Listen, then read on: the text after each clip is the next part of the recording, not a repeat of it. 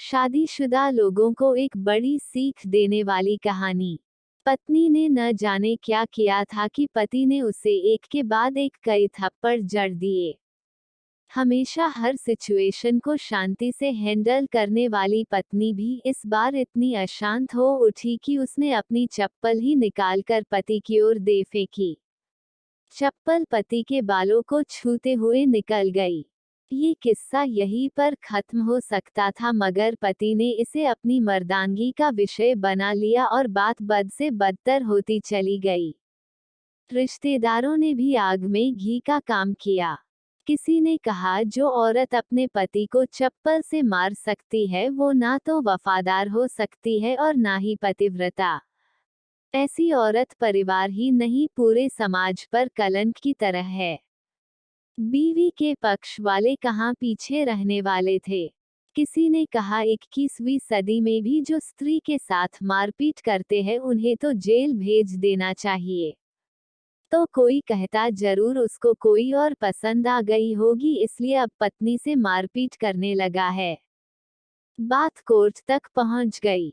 दोनों पक्षों ने एक दूसरे के खिलाफ केस फाइल कर दिया। पति ने चरित्रहीन होने का तो पत्नी ने दहेज और शारीरिक उत्पीड़न का आरोप लगाया। 2 वर्षों से अधिक समय के लिए केस चला था।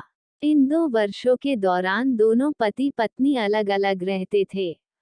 इन 2 वर्षों के दौरान दोनों पक्षों के समर्थकों की संख्या कम हो गई थी।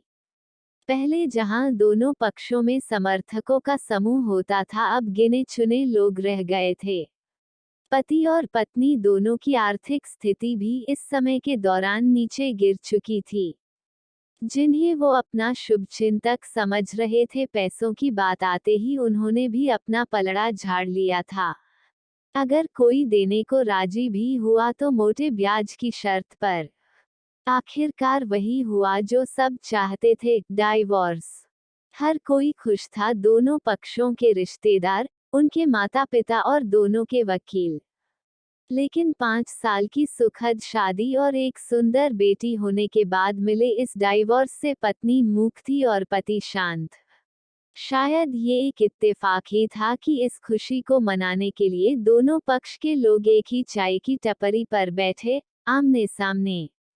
इत्तेफाक इसलिए क्योंकि ज्यादातर लोग जो एक दूसरे के विरोध पक्ष को सपोर्ट कर रहे थे वे एक दूसरे को अच्छे से जानते भी नहीं थे। पति पत्नी भी इन सभी से दूर एक दूसरे के सामने मेज पर बैठे। पत्नी ने पति से कहा, अब तो खुश होगे ना, तुम्हारे मन की जो हुई है, मुबारक हो। तुम भी तो आज जीत गई हो। मुझसे तलाक तो तुम्हें भी मिल गया है। Congratulations to you too। पति ने कहा, तलाक को तुम जीत का प्रतीक समझते हो? पत्नी ने पूछा। पति चुप रहा। थोड़ी देर की शांति के बाद पति ने कहा, मुझे तुम्हें 5 लाख रुपए अभी और हर महीने 8,000 देने का आदेश है।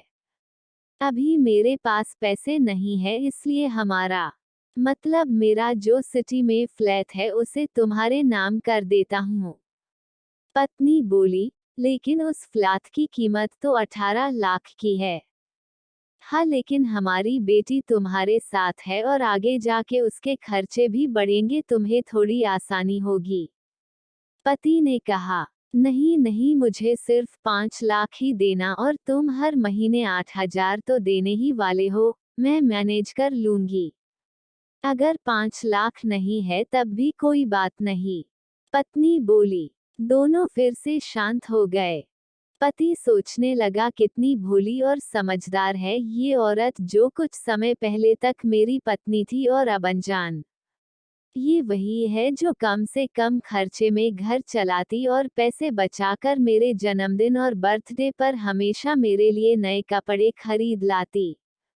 कभी बीमार भी हो जाती तो पैसे बचाने के लिए मुझे मालूम न होने देती और घरेलू नुस्खों से अपना इलाज कर लेती, मगर घर में कोई और बीमार होता तो तुरंत डॉक्टर के पास लेकर जाती।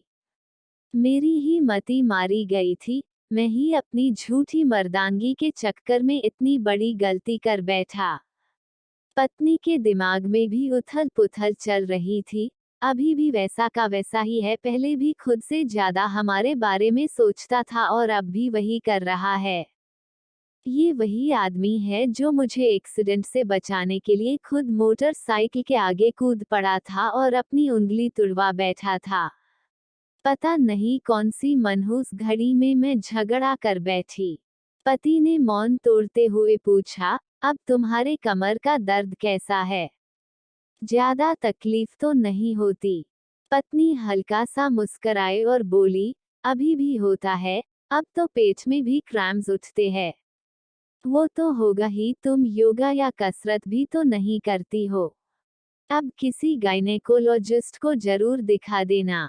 पति ने कहा, तुम बताओ, तुम्हारा अस्थमा कैसा है अब? क्या अब भी दौरे पड़ते हैं? पत्नी ने पूछा। हाँ पड़ते हैं, पहले से ज्यादा, क्योंकि अक्सर इन्हेलर भूल जाया करता हूँ, याद दिलाने के लिए तुम जो नहीं हो अब। पति बोला। पत्नी के आंखों में आंसू आ गए। वो बोली, तुम्हें मेरे चरित्र पर सवाल नहीं उठाने चाहिए थे, तो ये परिस्थिति आती ही नहीं। हाँ मैं जानता हूँ, तुम बहुत अच्छी हो, मुझसे गलती हो गई, बहुत बड़ी गलती। मैं लोगों के बहकावे में आ गया था। पति बोला, तुमने भी तो मुझ पर दहेज का इल्जाम लगाया था। वो बोला, गलत था, और इस बात का मुझे भी पछतावा हुआ। पत्नी ने कहा। पति कुछ कहना चाह रहा था लेकिन हिचकिचा रहा था। पत्नी ने पूछा, कुछ कहना चाहते हो? वो बोला, क्या सब पहले जैसा नहीं हो सकता? क्या मतलब? पत्नी बोली, मतलब कि हम फिर से पहले की तरह पति पत्नी बनकर, सच्चे दोस्त बनकर नहीं रह सकते। पति बोला, पर ये डाइवोर्स के पेपर दिखाते हुए पत्नी ने कहा, फाड़ देते हैं। पति ने अपने पास रखे डाइवोर्स के पेपर फाड़ते हुए कहा। पत्नी ने भी अपने पास रखे पेपर फाड़ दिए। सभी हैरान थे, वकील, रिश्तेदार और माँ बाप। पति पत्नी दोनों एक दूसरे के हाथ में हाथ पकड़े अपने घर की तरफ चले गए। दोस्तों, ये कहानी उन हर पति पत्नी के लिए बड़ी सीख है जो छोटी छोटी बातों पर लड़ते हैं और इन झगड़ों को बड़ा बना के अलग होने का डिसीजन लेते हैं। प्यार और झगड़ा तो एक सिक्के के दो पहलुओं की तरह है, दोनों को स्वीकार करना होगा, तभी ये पवित्र रिश्ता अपनी मंजिल तक पहुंच पाएगा।